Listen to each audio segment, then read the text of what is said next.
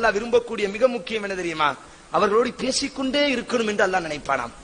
இப்பொழுது அல்லாஹ் ரப்புல் ஆலமீன் அவன் போறான், பெரிய சொர்க்கமா இருக்கும். அல்லாஹ் சொல்வான், இதுகம் ஃபதுகுல் ஜன்னah, அடியானே நீ சொர்க்கம் போன்றுவான். சொர்க்கம் போய் பார்ப்பான். அவன் சிந்தனை எப்படி அல்லாஹ் ஆக்குறான் பாருங்க. எல்லா அறையும் நிரம்பி இருக்கும். எல்லாரும் எல்லா இடத்துலயும் உட்கார்ந்து இருக்காங்க. எல்லாரும் எல்லா இடத்துலயும் இருக்கிறாங்க. அப்படியே அல்லாஹ் போய் சொல்ல மாட்டான். உள்ள போடான்னு சொன்னான். உள்ள வந்தாச்சு. ஃபுல்லா இருக்கிறாங்க. நமக்கு உட்கார்றதுக்கு ஒரு சின்ன ஒரு இடம் இல்லையே. அடே நரகத்தில் இருந்தோம், நரகத்திலிருந்து அல்லாஹ் பாதுகாத்தான், முகத்தை தூய்மையாக்கினான். அல்லாஹ் நஹருல் ஹயாத்தில் எம்மை மூழ்கடித்து சொர்க்கவாசியாக ஆக்கினான். உள்ள வந்து பார்த்தால் ஒரு அறைகள் கூட இல்லையே நாம் தங்குவதற்கு. உடனே அந்த அடியான் இமாம் புகாரி பதிவு செய்கிறார்கள், உடனே அந்த அடியான் அவன் மீண்டும் அல்லாஹ்விடத்தில் வருவான். ஏன் அல்லாஹ்க்கு சும்மா சொர்க்கத்தை கொடுத்துட்டு போத்திரியாதா? ஒரு சாதாரண மட்டமான இடத்தில் அல்லாஹ் சொர்க்கவாசி என்று ஆனதற்கு பிறகு அல்லாஹ் காட்டக்கூடிய அன்பை பாருங்கள்.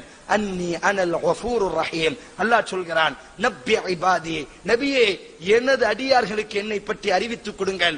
அன்னி அனல் கஃபூருர் ரஹீம், நான் தான் இரக்கமுடையவன், நான் அவர்கள் மீது அதிகமாக பாசம் வைத்திருக்கிறேன் என்று அவர்களுக்கு நீங்கள் உணர்த்தி கொடுங்கள் நபியே என்பதாக அல்லாஹ் சூரா ஹிஜ்ரில் பேசுகிறான்.